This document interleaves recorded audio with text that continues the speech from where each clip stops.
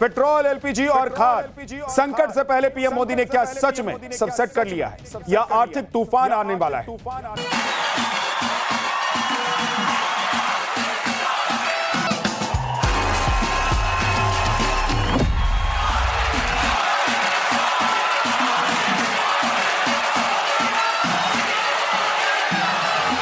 जो लोग कहते हैं कि पीएम मोदी के दिमाग में सिर्फ चुनाव रहता है, बीजेपी सिर्फ चुनाव को सीरियस तरीके से लड़ती है, उन्हें दुनिया भर से आई पीएम मोदी की कुछ तस्वीरें जरूर देखनी चाहिए। ये तस्वीरें आप देखिए, पीएम मोदी ने 27 और 29 का चुनाव तो कब का सेट कर लिया। अब तो पीएम मोदी वो कर रहे हैं जिसके बाद भारत दुनिया में नए मुकाम पर पहुंच रहा है। पीएम मोदी ने भारत की अर्थव्यवस्था को ऐसे स्टेज पर पहुंचा दिया है कि अमेरिका, रूस से लेकर यूरोप के बड़े बड़े देश भारत के साथ बिजनेस डील करना चाहते हैं।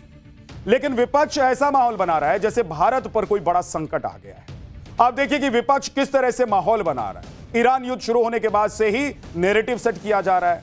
पेट्रोल और एलपीजी संकट बना हुआ है, देश पर फर्टिलाइजर संकट आने वाला है, महंगाई बढ़ रही है, नौकरियां जाने वाली है। यह सब नैरेटिव सेट करने की कोशिश लगातार पिछले कुछ महीनों से विपक्ष की तरफ से हो रहा है। यह दावा लगातार मोदी विरोधियों की तरफ से किया जा रहा है कि भाई देश में सब कुछ खराब चल रहा है, कुछ ठीक नहीं चल रहा है। लेकिन क्या इसमें सच में सच्चाई है?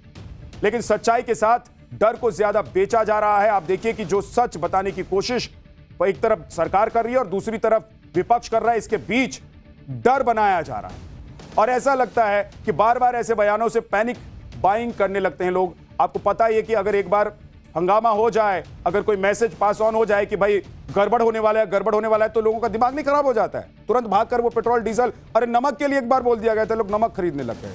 तो ये तो पेट्रोल डीजल है। लेकिन भाई सरकार भरोसा दे चुकी है कई बार। स्टॉक और ब्लैक मार्केटिंग का खतरा बढ़ जाता है जब अफवाह फैलाई जाती है। इसीलिए मैं कह रहा हूं कि भाई अफवाह पर ध्यान मत दीजिएगा, सरकार जो कह रही है उसको फॉलो कीजिए। इधर विपक्ष माहौल बनाने में लगा हुआ है तो पीएम मोदी को गद्दार भी कह रहा है विपक्ष। वहीं पीएम मोदी दुनिया भर में भारत का झंडा बुलंद किए हुए हैं। अभी पीएम मोदी को यूरोप से लौटे 24 घंटे भी नहीं हुए हैं। आज साइप्रस के राष्ट्रपति निकोस क्रिस्टो अपने प्रतिनिधिमंडल के साथ भारत पहुंच गए।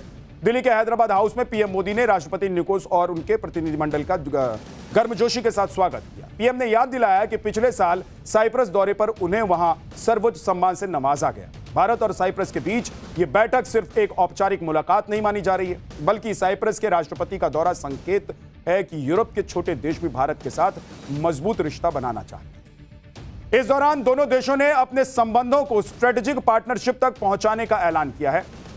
यही फैसला अब अंतर्राष्ट्रीय गलियारे में चर्चा का बड़ा विषय बन गया है। सुनिए पीएम मोदी ने भारत और साइप्रस के रिश्ते पर क्या कहा।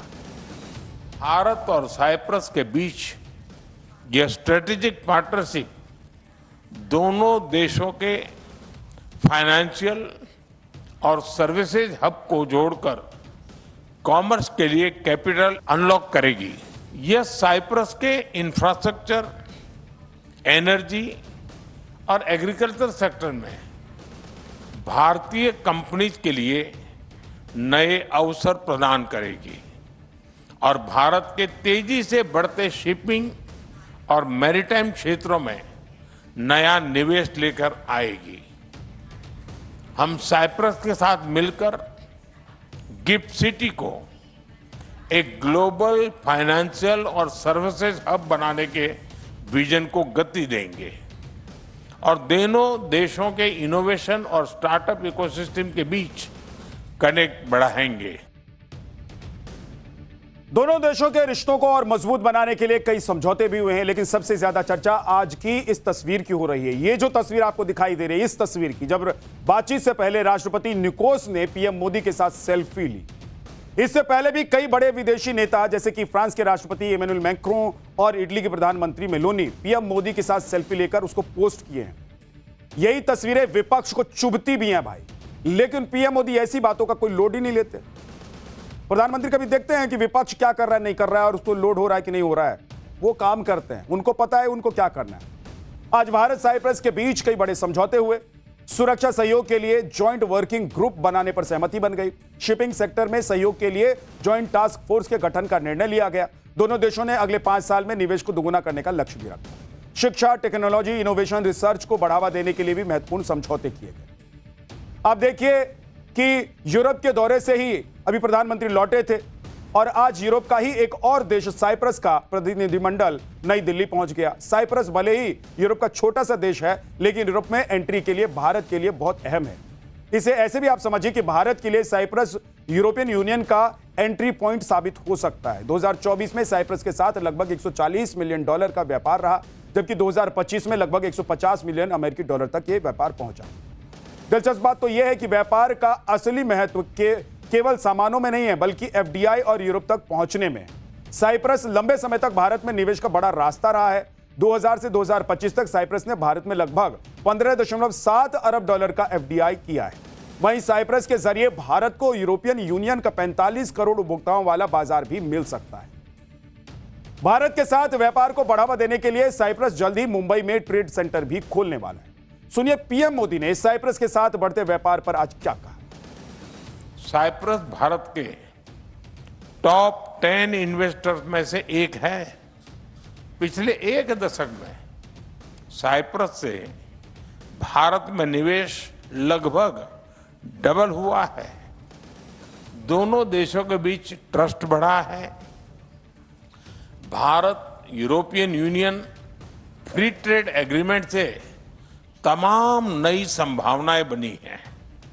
इसका लाभ उठाते हुए हम अगले 5 वर्षों में इस इन्वेस्टमेंट को फिर से डबल करने का लक्ष्य रख रहे हैं और इस संकल्प को साकार करने के लिए आज हम अपने विश्वसनीय संबंधों को एक स्ट्रेटेजिक पार्टनरशिप के रूप में एलिवेट कर रहे हैं। इधर पीएम मोदी यूरोप सहित पूरी दुनिया के साथ ट्रेड डील को आगे बढ़ा रहे हैं। उधर ट्रंप की टेंशन बढ़ती जा रही है। ट्रंप एक तरफ ईरान युद्ध को लेकर फंसे हुए हैं, उनके लिए ईरान अंधा जो कुआं जैसा बनता जा रहा है, और सिर्फ अमेरिका के लिए ही नहीं बल्कि पूरी दुनिया के लिए ईरान मैटर अब परेशानी का सबब बन गया है। और इस बीच अमेरिका के विदेश मंत्री मार्को रूबियो 4 दिन के लिए भारत दौरे पर पहुंच रहे हैं। कहा जा रहा है कि मार्को रूबियो दिल्ली पहुंचकर पीएम मोदी को ट्रंप का मैसेज देंगे। वहीं भारत पहुंचने से पहले ही ट्रंप की तरफ से इशारा किया जा रहा है कि भारत में तेल का संकट नहीं आने देंगे। अब देखिए कि अमेरिका ने पहले ही रूस से तेल खरीदने पर दी गई छूट को 1 महीने के लिए बढ़ा दिया था। अमेरिका ने छूट दूसरी बार बढ़ा दी है, तो 17 जून तक ये छूट अब लागू रहने वाली है। हालांकि भारत ने कह दिया था कि पाबंदियों से छूट मिले या नहीं, वो रूस से तेल खरीदना बंद नहीं करेगा। अब अमेरिका ने एक और डील कर दी है कि भारत हमसे जितना ईंधन खरीदना चाहता है अमेरिका बेचने के लिए तैयार है। भारत रवाना होने से पहले मार्को रूबियो ने भारत को अमेरिका का बेहतरीन साझेदार बताया। सुनिए अमेरिका के विदेश मंत्री ने क्या कहा। We want to sell them as much energy as they'll buy, and obviously you've seen, I think we're at historic levels of U.S. production and U.S. export. We want to be able to do more. We were already in talks with them to do more. We want that to be a bigger part of their portfolio. We also think there's opportunities with Venezuelan oil. In fact, it's my understanding that the interim president of Venezuela will be traveling to India next week. As well, so there's opportunities. There's a lot to work on with India. They're a great ally, a great partner. We do a lot of good work with them, and so it is an important trip. I'm glad we're able to do it. Marco Rubio 23 मई से 26 मई तक भारत के दौरे पर रहेंगे। अपने इस 4 दिवसीय दौरे के दौरान वो नई दिल्ली, कोलकाता, आगरा और जयपुर का दौरा भी करेंगे। दौरे के आखिरी दिन 26 मई को क्वाड देशों की बैठक में हिस्सा लेंगे और इस बैठक की अध्यक्षता भारत के विदेश मंत्री एस जयशंकर करने वाले हैं, जिसमें ऑस्ट्रेलिया और जापान के विदेश मंत्री भी शामिल होंगे। इस दौरे के दौरान मार्को रूबियो के साथ वेनेजुएला की अंतरिम राष्ट्रपति डेल्सी रोड्रिगेज भी अगले हफ्ते भारत के दौरे पर आ रही है। भारत और वेनेजुएला के बीच तेल बेचने की बड़ी डील हो सकती है। आप देखिए कि करीब 303 अरब बैरल तेल भंडार के साथ वेनेजुएला दुनिया का सबसे बड़ा तेल भंडार वाला देश है। वहीं वेनेजुएला भारत का तीसरा सबसे बड़ा कच्चा तेल सप्लायर बनकर उभरा भी है। भारत को वेनेजुएला से होने वाली तेल सप्लाई अप्रैल के मुकाबले करीब 50% बढ़ गई।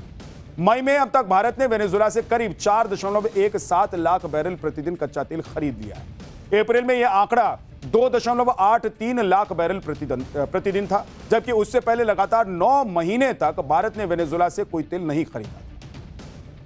वेनेजुएला की राष्ट्रपति का भारत दौरा बेहद अहम माना जा रहा है।